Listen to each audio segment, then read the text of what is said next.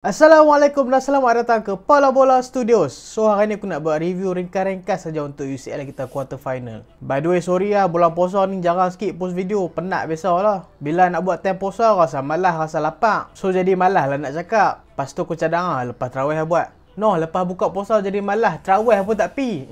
By the way, tadi aku harap lah member aku kan, dia lapar sangat pasal apa kan. Aku tanyalah dia hang buka puasa aku apa kan. Lepas tu dia abad lah aku 7.30. Aku rasa awak lewat sangat kan. Tempat aku pukul 1 dah azan dah. Ha? Zohor ah? Weh, aku dah buat ni 5 tahun dah ni. Allah. Tak apa. Kita masuk review kita. Kita masuk game pertama dulu, iaitu Liverpool lawan Benfica. Aku boleh katakan dalam game ni totally Liverpool control game lah. Sebab position Liverpool pun kalau aku tak silap lebih daripada 60%. Sebab boleh dikatakan dalam satu game ni semua Liverpool control. Tapi second half tu Liverpool sedikit hilang fokus lah. Mungkin sebab mereka dah leading 2-0, mereka dah selesa. First half mereka dapat gol lah daripada Ibrahima Konate dan juga Sadio Mane. Gol Sadio Mane tu biasa, tapi cross daripada Alexander-Arnold tu memang world class lah. Aku walaupun aku fan MU sendiri, tapi aku mengakui lah kehebatan Trent Alexander-Arnold ni. Dia ni memang hebat, cuma defender lah sikit slack, tapi tak ada lah teruk sangat. Dia punya crossing tu macam Beckham dah curve dia. Lepas tu Liverpool masuk first half dengan kedudukan 2-0 ni memang mereka selesa lah. Masuk second half pula mereka ralik sikit. So mereka dihukum dengan jaringan daripada Darwin Núñez. Dengar kata Darwin Núñez ni nak pergi Arsenal, tapi tak tahulah macam mana. So second half kita nampak lah play Liverpool ni sedikit hilang fokus. Bahaya juga lah sebab hilang fokus kat tempat lawan ni.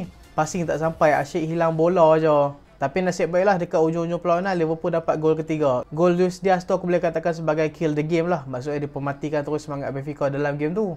Dan kita tengok pula peluang Benfica untuk comeback dalam game kedua. Bagi aku peluang mereka untuk comeback dalam game kedua ni agak susah lah. Sebab lepas ni mereka nak pergi Anfield. Tempat mereka sendiri pun mereka tak lepas dengan Liverpool. Apatah lagi tempat sendiri. Tapi kita tak tahulah bola tu bulat. Kita tengoklah jadi macam mana kat Anfield nanti. Tapi kuasa kat Anfield nanti lagi teruk. Okey, kita masuk game kedua pula, iaitu Man City lawan Atletico Madrid. Aku waktu tu tengah tengok game Liverpool. Tapi rasa nak tengok jugalah game MC dengan Atletico ni. Bila aku tengok MC lawan Atletico ni, aku genyeh-genyeh mata aku. Sebab aku tengok macam MC lawan beli. Atletico Madrid ni memang parking the bus teruk lah. Mereka ni memang sit deep. Sampai ada satu masa tu, semua play Atletico Madrid duduk dalam kotak penalti. Macam mana play MC nak masuk? Dan sebenarnya taktik ni memang dah sinonim dah dengan Diego Simon. Sebab Atletico Madrid ni memang suka sit deep dan tunggu peluang betul untuk buat counter attack. Dan benda yang mereka buat ni berhasil lah waktu lawan MU hari tu. Sebab defense MU ni lemah. Han tengoklah dia sit deep, lepas tu dia ambil peluang untuk counter attack dengan baik. Kalau hampa tengok game MU lawan Atletico hari tu, hampa boleh nampak lah counter attack Atletico ni memang mudah lah untuk dilancarkan. Sebab defense dengan midfield kita lambat turun. Tapi bila hampa tengok game MC dengan Atletico ni, bagi aku Atletico tak boleh buat apa langsung. Atletico Madrid 0 shot on target. Memang teruk lah dalam game ni. Sebab bagi aku mereka dalam target ni, mereka tak mau bolos langsung. So kita tengok memang lah kadang-kadang Joao Felix dengan Griezmann sampai turun dalam kotak penalti untuk tolong defense. Tapi waktu lawan MU hari tu, Atletico Madrid berjaya juga skor 1 gol. Ni lawan MC mereka nak buat 1 shot pun tak boleh. Sebab apa?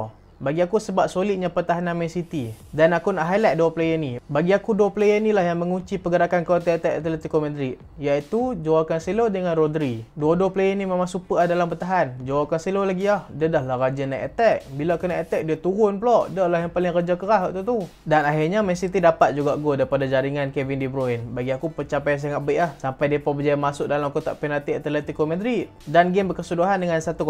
Kita tengok pula kemungkinan Atletico Madrid nak comeback. Aku rasa ada kemungkinan Atletico Madrid nak comeback. Tapi bagi aku agak kecil lah. Sebab aku rasa dalam second leg nanti mungkin Atletico Madrid akan main dengan secara lebih ofensif. So ni akan menambah bahaya mereka. Han bayang lah, mereka sit deep pun kena 1-0. Mereka buka lagi teruk lah kena dengan Man City. Tapi kita tak tahulah, kot-kot lah Pep tu overthinking ke apa ke. Jadi jam. Kita tengok game ketiga pula, iaitu Chelsea lawan Real Madrid. Bagi aku antara 4 game ni lah yang paling besar. Dan bila aku tengok game ni balik dan hari tu aku tengok Real Madrid kalah dengan Barcelona, aku rasa Real Madrid ni memang betul-betul bergantung dengan Benzema. Bukan daripada segi taktikal saja, malah mereka bergantung dengan Benzema ni daripada segi mentality. Han tengok bila lawan dengan Chelsea, bila ada Benzema, play mereka memang solid gila. Mereka tahu nak buat kerja apa, mereka tahu nak tarik midfield Chelsea macam mana. Dan performance Chelsea dalam beberapa game kebelakangan ni pun tak elok. So sebelum game pun kat komuniti aku dah predict dah yang Real Madrid ni akan menang. Tapi aku tak sangka lah Real Madrid akan menang sampai 3-1. Dan gol pertama Benzema, waktu tu Benzema dah buat 1-2 dengan Vinicius. So Thiago Silva tinggal kalah Benzema untuk cover position Christensen. Tapi bila dia tinggal position tu, dia mengharapkan defensive midfielder untuk cover Benzema lah. Tapi han tengoklah siapa yang ada kat situ, Jorginho. Jorginho dia lari, bukan dia tak lari. Tapi han tahulah dia lari. Dia lomba lari dengan ref pun dia kalah.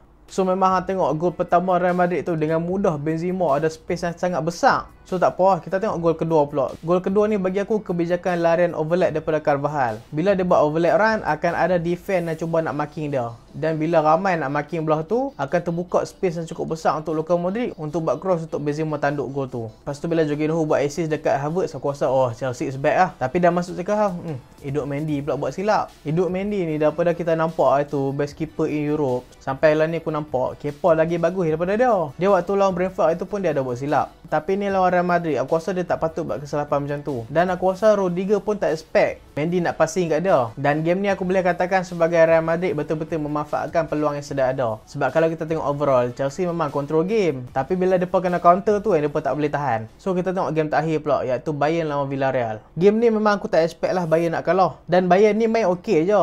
Cuma mereka ni dibolosi gol awal. Lepas tu bila mereka dah dibolosi gol awal, kalau hang sendirilah sebagai tim yang lagi lemah daripada tim lawan hang, mesti lepas hang skor tu hang nak sit deep tu ya. Itulah yang membuatkan Bayern ni sangat susah untuk skor gol. Sebab kalau hang tengok shot on target, Villarreal ni ada satu je walaupun chance depa banyak. So kerja Villarreal lepas depa leading 1-0 tu memang sit deep je. Depa tunggu kat bawah dan depa buat counter. Tapi counter depa banyak menjadi. Tapi sayang ah depa tak manfaatkan peluang depa. Ada beberapa chance yang kena tiang yang memang kita tengok 95% boleh gol tapi tengok-tengok tak gol. Dan aku rasa play-play Villarreal ni akan menyesal dekat second leg nanti kalau depa kalah dengan Bayern. Dan aku rasa ni bukan game over lagi untuk Bayern. Sebab kita pun tahu, hang boleh tengok waktu hari tu depa lawan dengan Red Bull Salzburg kan. First half nampak fight kan. Lalah kali second half depa bantai 7-1.